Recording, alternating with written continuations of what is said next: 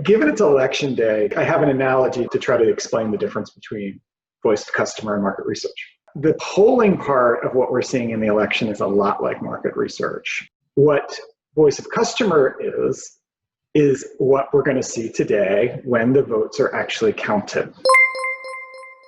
Welcome to PeopleMetrics Live, everybody. My name is Madeline. I'm the marketing manager here at PeopleMetrics, and I'm joined today by Sean, our CEO, and Kirk Lobauer. Why don't you guys introduce yourselves to everyone? Hey everybody, I'm Sean Mcdade. I'm founder and CEO of PeopleMetrics. It's great to be here today. We really enjoyed our first couple sessions of PeopleMetrics Live, and I think this one will be our best one yet. Hey everybody, I'm Kirk Lobauer. I've been with PeopleMetrics for about 8 years, and a lot of that time as an analyst and as a project manager for customer experience surveys. So I'm here to give some background on the story we're here to tell. All right, awesome. Well, just a quick overview of what PeopleMetrics Live is. Like Sean and Kirk said, we've been doing customer and employee experience measurement for a long time now and gotten a lot of questions over the years. So we decided we wanted to do PeopleMetrics Live as a way to answer all of your questions about EX, employee experience, and CX too. So today we are going to be talking about the differences between voice of customer, or VoC, and market research. So why don't you guys take it away and jump right into those differences? Yeah. Oh, this is such a great topic, Kirk. I've been looking forward to this one. Definitely. It's one that I think comes up a lot for our clients. And I guess just to kick it off with what the topic of the webinar is, the first question I have is there a difference between voice the customer and market research? Yes, there is. But there is some key elements of market research in voice of customer, which we're going to go over today. So the answer is yes and no. It's a very different kind of approach, voice of customer, which I think we have a really good chart that we're going to show people today on the differences. We'll get to that in a minute. But, given it's election day, Kirk, I think I have an analogy, maybe it'll work to try to explain the difference between voice of customer and market research. So I'm going to give that a try. Okay. So we've seen polls, right, over the last 6 weeks or so or more on this presidential election, both nationally and at states. And it's like you can see the percentages, and the way they're getting those polls, right, is they're randomly sampling a small group of voters that are hopefully representative of either the nation or state, and they're projecting that result to lots and lots of people, both across the whole country and a given state. Like that's what polling is. And that's what really market research is for the most part. It's taking a small group of people that represent a market and understanding from those small group of people what their preferences are, what they like and don't like, and saying, you know what, this is probably representative of a bigger group of people. Right? So the polling part of what we're seeing in the election is a lot like market research, and they use a lot of the market research techniques that we've used in the past. What voice of customer is what we're going to see today when the votes are actually counted. So voice of customer is generally not sampling your customers. You're not taking 10% of your customers and asking them about their experience and then trying to extrapolate that to all customers. You're literally surveying or reaching out for feedback for every single customer that interacts with you at a given touch point. It could be, going into your store, calling your contact center, going onto your website, whatever the touch point is. You're not generally sampling those people. You're sending out a survey to every person. Now, we do have rules, right, Kirk, where we don't over-survey people if they tend to experience the same touch point a lot of times during a month or a year. We may have rules that you can't get a survey more than once a month or once every 2 months or whatever. But the philosophy is every customer gets counted. And that's what's going to happen today in the election. And so voice of customer, think of it this way, is like the voice of the American person today in voting for president and a lot of other, I think, offices that are up for grabs today.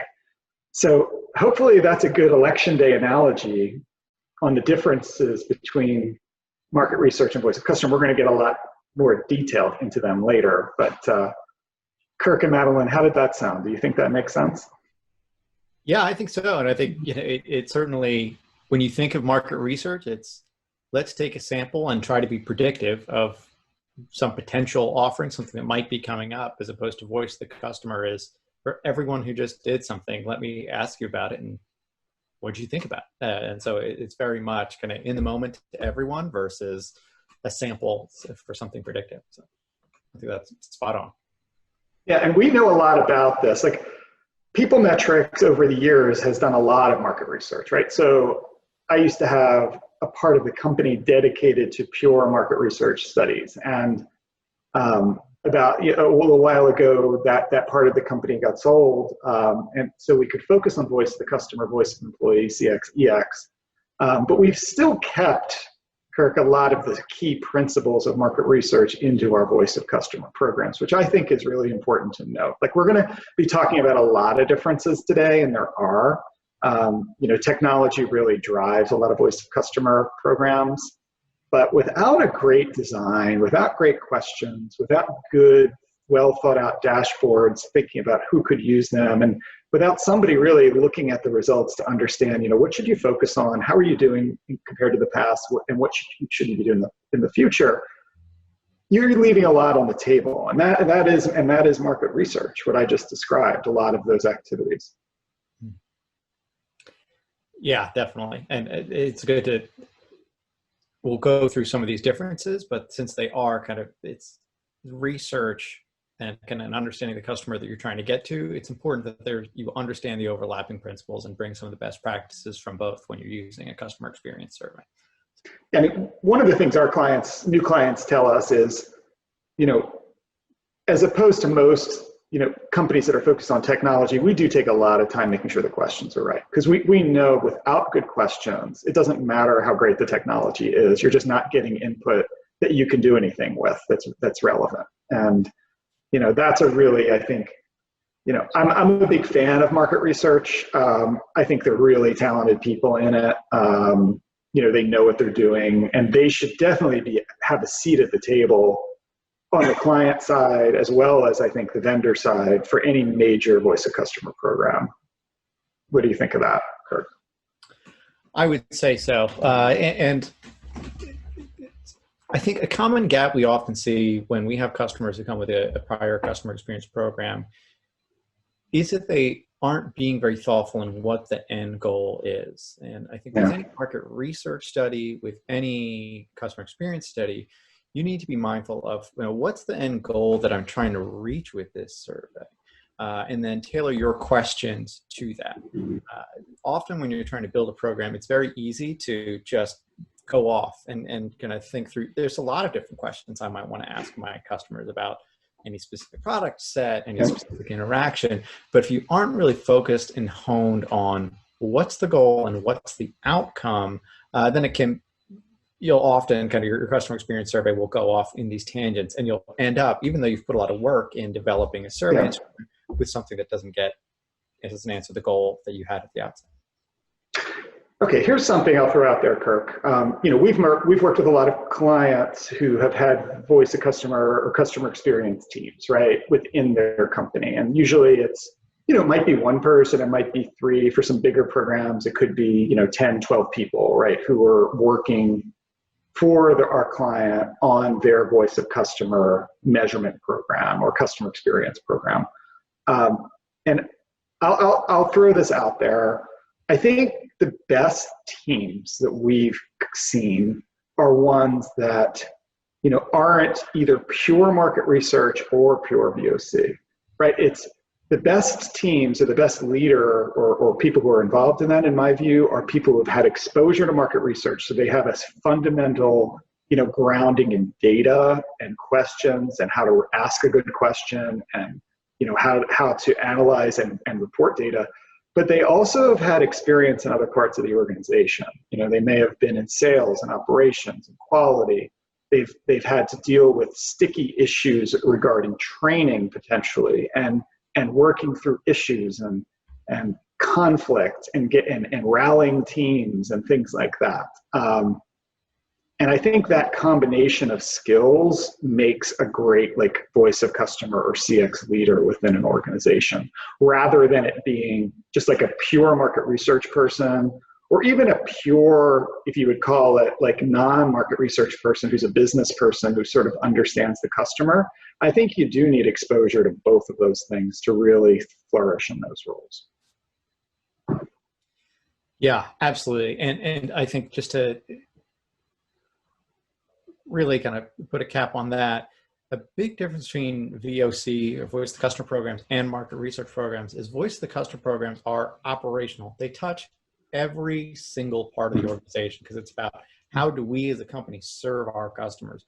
Market research surveys tend to be more focused into something specific you're trying to achieve or understand about the market you're serving. So you need someone who is, to that point, it is a mix of understanding that you need, not just how do we create this survey to understand our goal, but then how does my organization work? How do I distribute these answers to actually make an organizational change that might not necessarily be what you're trying to achieve with market research? Absolutely. Yeah. So they're very much needed. So Kirk, I think throwing up that chart might be a good idea right now. We have I think a good, this was in my book, Listen or Die, which, I recommend people pick up if you haven't. It goes through 40 lessons that we've learned over the years that around customer feedback. And one of the chapters, right, Madeline, is focused just on this. What's the difference between these two things? And we had a chart that's gotten a lot of, this is the chart, I hope everybody can see it, that has gotten a lot of positive feedback, and this was on a blog post and things. So I thought we would use this for the rest of the discussion, and we can tell some stories of examples we've seen with some of our clients, Kirk, within these, and we can go through it. But one thing that I want to point out to begin with, and I think we've already talked about it, is for voice of customer, it's a continuous process. It's not an event. A voice of customer, a good voice of customer program isn't event-based. It's touch point-based, meaning we're interacting with a customer in a given way.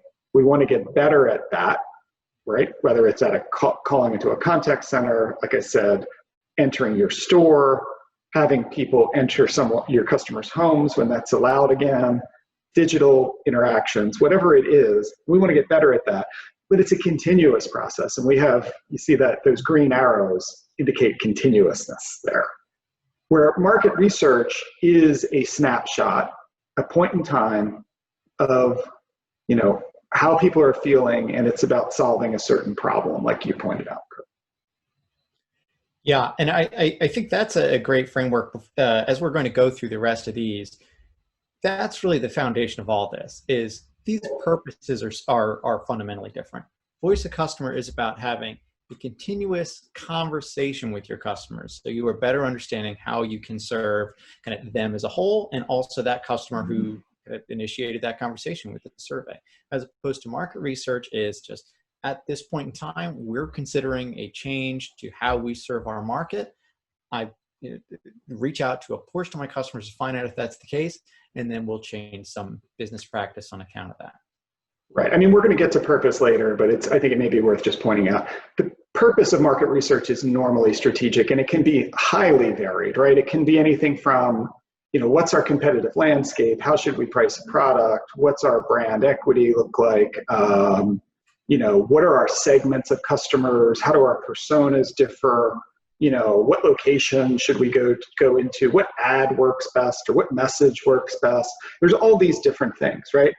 Where voice of customer is pretty focused on, are we delivering a good customer experience? Or what level of customer experience are we really delivering? So the purpose, although it's a focused purpose, it's much more so, I think, than market research, which can be really using customer feedback to answer almost any question you have. So why don't we start with the first one? So communication with customer. We say it's two-way with voice of customer and one-way with market research. How does that work, Kirk? Like what do we mean by that? What we mean by that is, if you think of a market research survey, and some people on the line may have participated in one, when you are part of one of these studies, you're not expecting any kind of follow-up from the company. I participated in a market research panel some time ago for my bank where they were asking me about kind of their mobile app. And I gave kind of a number of feedbacks, a number of pain points that were specific to my day-to-day of here's what I find frustrating when I kind of use this app. They took all that back and I never heard from kind of either my bank or this market research company about this. And I didn't expect to because it was a market research study. Right, right. However, when it comes to voice of the customer work, that is two-way. And if I fill out a survey after I make a purchase from a company and I say I had a negative experience, I do as a customer expect to hear back from them because I've told them there's an issue, that is an ongoing issue, and that is going to someone on your side who should be listening and then starting a conversation and dialogue with me to follow up on it. And we can jump now to the very last one, participant identity, and that kind of ties into this really closely, right? Because in general, market research studies are anonymous, so you're guaranteeing anonymity of the respondent. You won't reveal them. They don't tell you who they are. You are not going to link their results to any particular piece of personal identification. Where with voice of customer, not only is, like you said, identity revealed, expectations are that you're going to follow up. Yes, a customer experience survey ultimately should almost be treated like as a channel, like any other. Yeah. You are reaching out. This survey is a representation of your company. And if a customer is taking the time to tell you something through this channel and you drop that, that's just like a kind of a missed communication opportunity in any other channel to which you contact your customers. Man, this is the one that I think I've had back in the day, if you will, we had the biggest kind of hurdles to get over. I remember this, like 2006, 2007, as these voice of customer programs started to become popular, and I would be presenting to a prospect, this notion of, you can follow up with customers when they've had a poor experience. And a market research person would be in the room and they're like, what are you talking about? You can't do that. I'm like, well, we have permission to, and that's maybe something worth just noting, Kirk, we do get permission to, like the customer is giving permission for the company to follow up based on their response. We're not breaking any rules here, and nobody else is. But yeah, I mean, it's one of the biggest values to me of a voice of the customer program is you get to follow up with poor experiences. You get to reduce the likelihood of churn. You get to increase the likelihood they're going to buy more from you in the future. You're going to reduce the likelihood they're going to go on social media and provide a negative review. There's all sorts of benefits to following up with that individual customer who's identified. Yeah, absolutely. This is kind of an outlet for the customer. I've used that, for myself. And I do want to make clear, it isn't just negative experiences here. Myself, when I take a survey, it could be I had a positive experience or just one that was middling. But I appreciate the opportunity to give that feedback. And the idea is, as a company, you're going to have a defined experience that you want to provide. And so if you find out from this feedback that either was met or unmet, that's important that you follow up with the customer. I mean, I just thought of another row here we could include, Madeline. Not only communication with customer, it's communication with internal employees, right? So with market research, you very rarely see the results, or you would never see an individual piece of feedback shared with anyone in the organization from a market research study. But we touched on this, I think, last week with PeopleMetrics Live, when that was with our employee piece, I think, Madeline, right? When someone provides a great piece of feedback on an individual employee, a customer does, that can also be shared with a person within the organization. So the community. Exactly. The impact is high, even internally. Yeah, and that we speak to that there on that access to results. That fourth line there of yes, who does see it, and Sean, I think a really critical piece of that is it's not just with customer experience you have the opportunity to share it with frontline staff in a way that you don't with market research, but you need to. That's how you successfully act on customer feedback. With market research work, it's often that, we're sharing this with the team that's either developing a new product or it is very specific, and the results are presented out in a way that's, often very complex, a long form report that is very targeted to a group. For customer feedback, we are delivering an experience that the whole organization needs to understand and be a part of. So those results, in order for that program to be successful, have to be delivered to the whole team and need to be presented in an accessible way for everyone to see. Absolutely. And, what we're talking about with market research is it's mostly a long PowerPoint report that gets presented to the sponsor of the product or the lead researcher who commissioned the study, right? That's generally the way it works.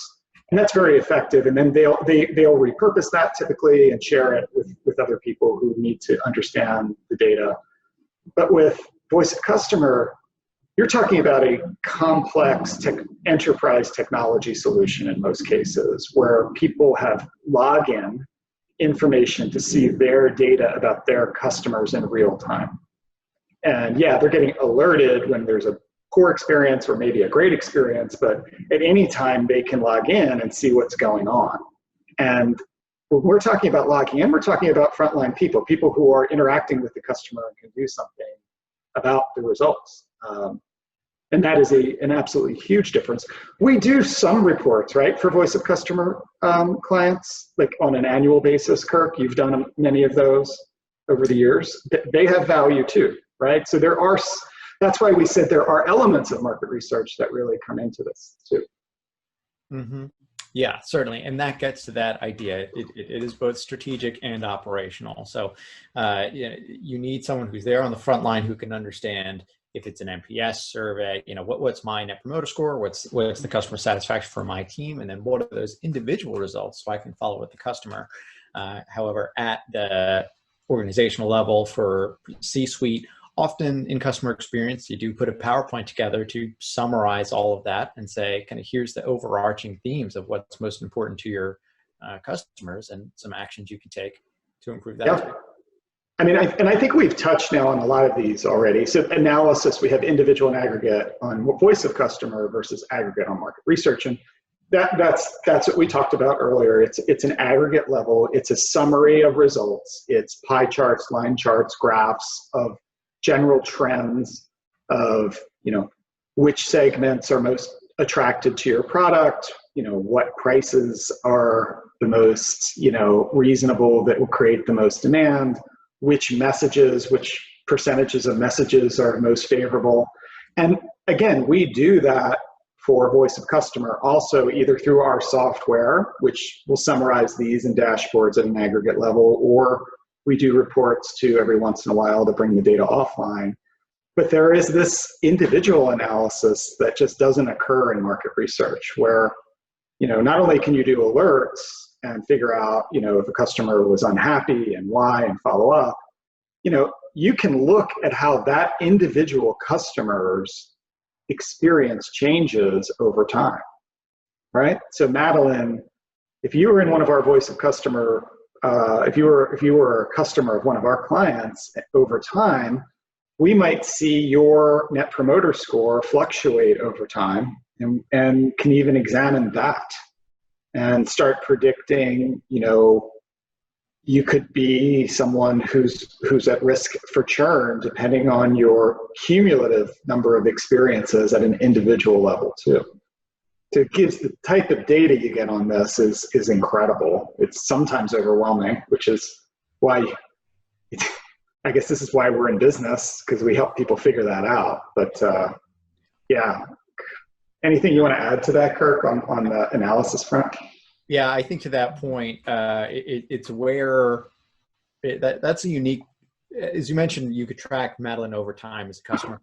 That's especially important in kind of B2B customers, where if you have high value clients, where each individual response matters, you do want to know kind of how has this customer trended over time? Because if I lose this customer, this is a segment of my business that could be moving. And so that focus on individual feedback is very important.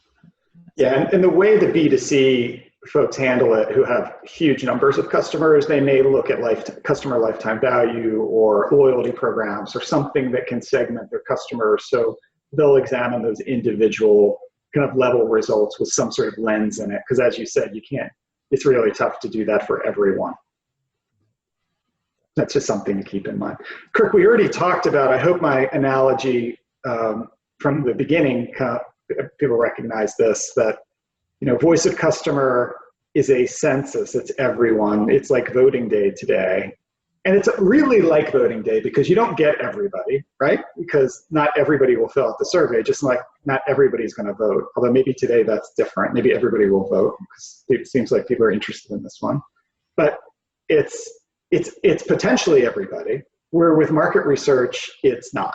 It's deliberately the smallest number of customers we can get away with talking to that represents the larger group. And we use things like margin of error and confidence level to kind of understand what trade-offs we're making. Usually we're sampling at a 95% confidence level that results in margins of error, 3, 4, 5, 6% in a good study, right? So that's, those are things that you have to kind of take into account with market research approach to the audience.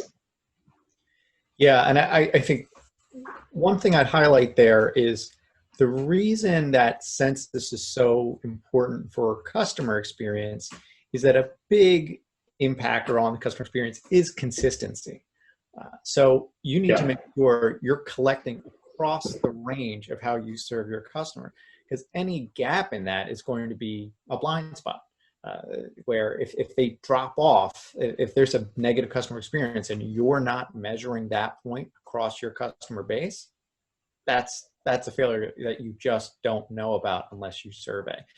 So it's why, when you're starting a survey, it's important to know kind of what's the full range of how we deliver to our customers, and then ultimately look to survey across that experience to census your entire customer experience. They're saying today every vote counts, every customer's voice counts in a voice of customer program, every single one of them. And, we've had this discussion, I've had this discussion with so many prospects where they get into, well, what's a representative sample and how many customers we need? And my answer is always the same. You need as many as you can possibly get. And you should not even think of representativeness. We're getting as representative a sample as you possibly can because we're asking everyone. It's not a sample, it's a census. And, the question is, well, does it represent my customers? And my answer to that is always, as well as we possibly can based on the data that you're giving us. And it becomes less of that concern, I think, and more of, well, what are we going to do with customers who have had a poor experience? Do we have a process in place to make sure we can follow up with them? Do we know what our people can offer them? Do we know how to keep track of the different solutions we have? Do we know what's the root cause of these things? And I think one day Madeline will do a full, PeopleMetrics Live on something like that. Definitely. But it's those things. All right, let's keep going. Kirk, you have a lot of experience with this one. We've already talked about the frontline versus kind of the market research team on the access to results, but the length of survey is a huge difference, right, between these two approaches. Yeah, absolutely. And with customer experience surveys, it's after a transaction is just completed, and you're going to have their attention for a brief amount of time as far as how long someone wants to stay engaged and provide this feedback. So you want to keep it brief. And how many minutes are we talking about? Give it to them. Anywhere from kind of 2 to 3 minutes. On the long side, it can be 5, but that's you better have a reason you're making it that long. Right. And how long can market research? I mean, you've done a bunch of these. How long can they be? Those, they can be 15, 30 minutes. If it's going to be interviews, those can be an hour or more. So those are much more extended, long form commitments. Right. And linking to that, we're skipping one, but the incentive piece is kind of follows that in some ways. Because it's short or brief, there are often no incentives for voice of customer experience programs, where if you're asking someone to fill out a 30-minute to a 60-minute survey, especially if you're a hard to reach person like a doctor or an executive or someone, you're going to have to give them some sort of incentive. I think I can tell my story. I have a good story on this, on this incentive thing. So I started my career at a large market research firm. One of my first programs was getting feedback from customers. It was a hamburger kind of chain out of California. And we wanted to get opinions on some new products that they had been released. They're just being released. And so this was back before there was really any online surveys. It was we were doing telephone surveys for the most part, but in this case, it was sending those people who did the telephone surveys in a call center to different locations of this hamburger chain to solicit feedback from customers in the store. And there was a great incentive, which was like their premium burger was free, right? And everybody loved this burger. So, we felt like if we could give this burger away, we would get tremendous amount of feedback in a quick amount of time. We could be done. We wanted to get, I think it was 400 per store. So 400 completed surveys per store. So we sent these kids, their kids out in the field to collect this feedback, armed with 400 of these coupons for this free premium burger at each store. And this was the first day. They were at like 3 different locations, and they were supposed to start at like 11 a.m. I think it was 11:05.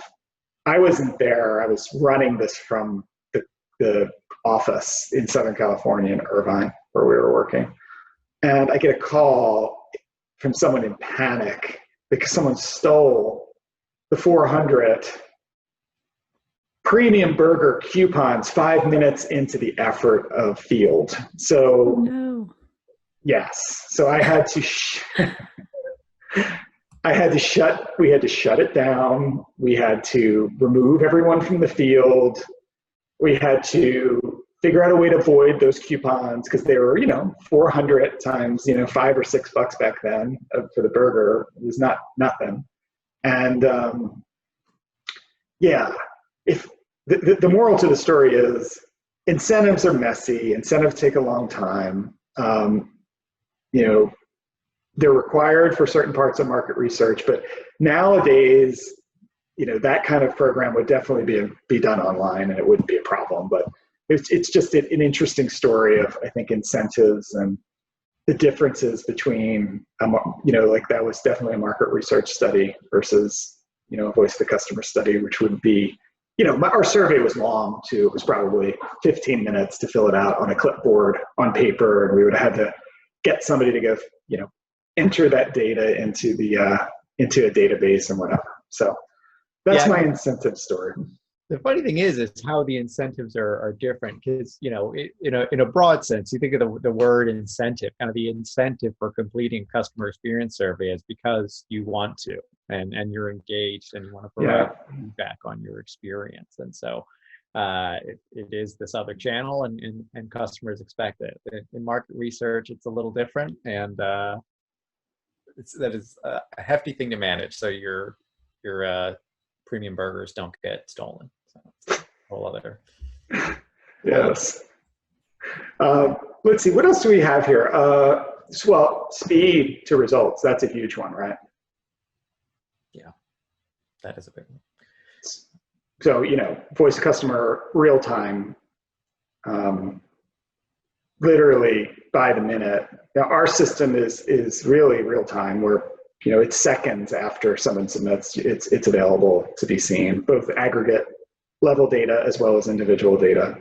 Market research can take a long time. And there's a reason for that because, like we've been talking about, it's an answer to a strategic question typically that needs people's time and thought, and how do we tell the story? What story is our data telling us, et cetera? And it's highly complex to create a good, I think, market research kind of report. Yeah, and I think again, this gets to the underlying purpose of it. Of customer experience needs to be instantaneous because that's where it has an impact. When you're thinking of an individual customer who's taking the time to respond to this survey, if you're not following up with them immediately, then they are going to continue to, or then they're continue to be kind of frustrated with whatever issue has occurred, and that much more likely to churn. When it comes to at the aggregate level, there could be a strategic issue that is kind of impacting the customer experience on a day-to-day basis, and you need to know about what is happening today. I told a story on our last session about a bank that was shutting down their ATMs at the same time every day for a truing up of these ATMs. In that, I think what you find out in customer experience, that might be something that you intuitively know as an organization. We convey this information, and some of the folks at the bank said, "Oh yeah, this is something that we have heard this from customers." But getting that feedback allowed them to act on it because you see an immediate drop in the scores once you make this change that is instantaneous, and it gives you that kind of ammunition to say, "Here's an issue we've identified. It's having a measurable impact on the customer experience, and it really allows you to communicate the impact so you can make that change without having to approximate it and say, we've heard from some customers that this is going on." So the real-time nature of it is essential.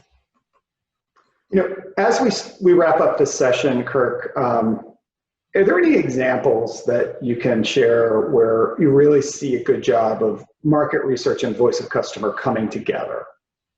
Like the principles from market research in any of your clients, because they are very complementary in many ways. And, I think that voice of customer programs can be leveraged for more market research than they currently are at a much more effective price point potentially than pure market research studies. So anything that you've seen in your time at PeopleMetrics that you can share? Yeah, absolutely. And maybe I'll take it from, when I've seen it done incorrectly, it's because you have different groups, maybe it's market research group or owners of different teams who all have their own kind of separate questions that they want to ask. And it does dilute that, what's the ultimate goal of this survey? And so you end up with a very long survey. This one that should be 2 minutes ends up being 7 that no one responds to, and you don't get the goals. However, a customer of mine who I've seen do it right, this was oddly enough also in the banking industry, a separate client. However, they realized that they have this customer survey. We're reaching out to customers every day, and it is a brief survey where we have a little bit of buffer kind of here at the end. So we can add a question. And what they did was they had a new product offering, and they wanted to measure awareness of it from customers. And they added a question of this awareness of a new product offering at the end of their survey. This was a very market research style question because it was something that is very targeted to a new product offering that was very important to this particular company. And it wouldn't be something you'd normally include on a customer experience survey. However, given that they had this space, they were able to incorporate a very brief market research question and ultimately track awareness over time and see how it was increasing. This was very helpful for them because they were able to show that they were kind of successfully promoting this product, getting it out in front of the customers without impacting kind of the core goal of improving the customer experience. That was something that we call a hot swap question, where it was, you have this space in your survey, there's a question you have that's brief, and commonly for a period of time of you have an organizational initiative. So we're going to ask this question to allow you to kind of further this business goal. And then ultimately we ended up swapping that out for a new question every quarter of they have new rolling initiatives.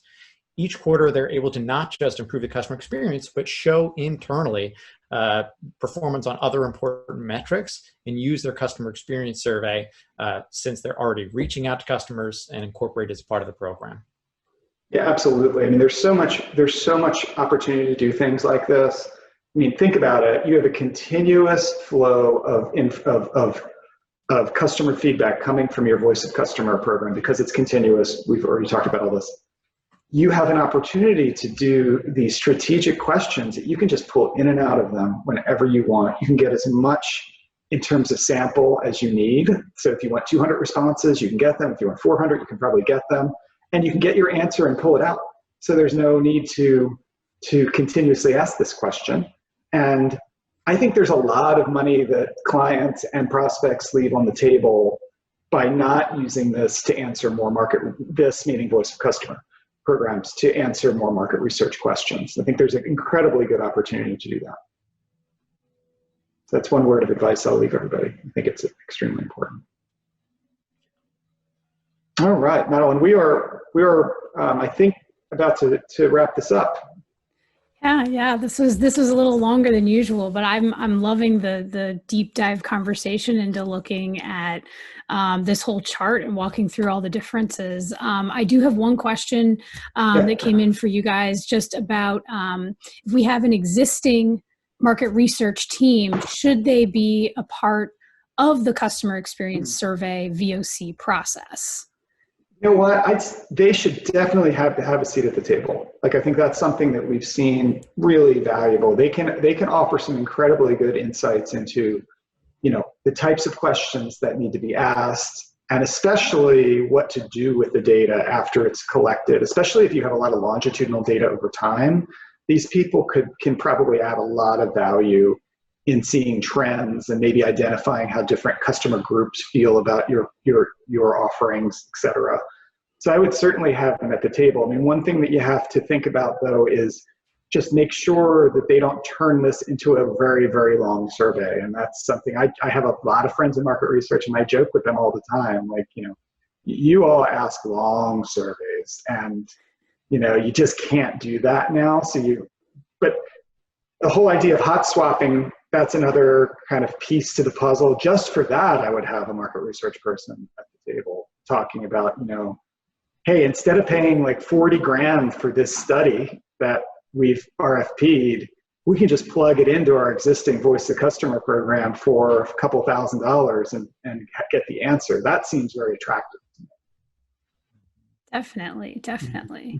Well, I know I want to be respectful of everybody's time, and we are approaching 2:45 today. So just to wrap up, thank you both so much for this conversation. And I know this has just been a great chart as well. So I'll be sure to share that resource so everybody can have that, because I know that's a great reference tool just when looking at the difference between VoC and market research. And yeah, thank you all for joining us today. We have several more sessions of PeopleMetrics Live coming up in the coming weeks. So if you have friends or colleagues who couldn't make it to this session, there's no worries there. We're going to be posting the recordings of all PeopleMetrics Live sessions on our YouTube channel. And you can also follow us on LinkedIn, Instagram, Facebook, and Twitter. And I encourage you to also check out our customer experience blog. That's at www.peoplemetrics.com/blog, where there's even more CX content. And you can also check out content and get links to Sean's book, like he mentioned, Listen or Die, 40 Lessons That Turn Customer Feedback into Gold. And like I said earlier, there's a lot of sessions coming up in the coming weeks about CX and employee experience. So if you're interested in either watching older sessions or signing up for new ones, you can go to peoplemetrics.com/events to see what we have going on there. And as always, we love hearing from all of you. So please keep sending your CX and EX questions to us at peoplemetrics.com/contact, and we'll look to answer those in upcoming sessions. So thank you all again for joining us today. Thank you, Sean and Kirk, and have a great rest of your day, everybody. Happy Election Day. Thanks, everybody. See you next time. Bye-bye. Bye.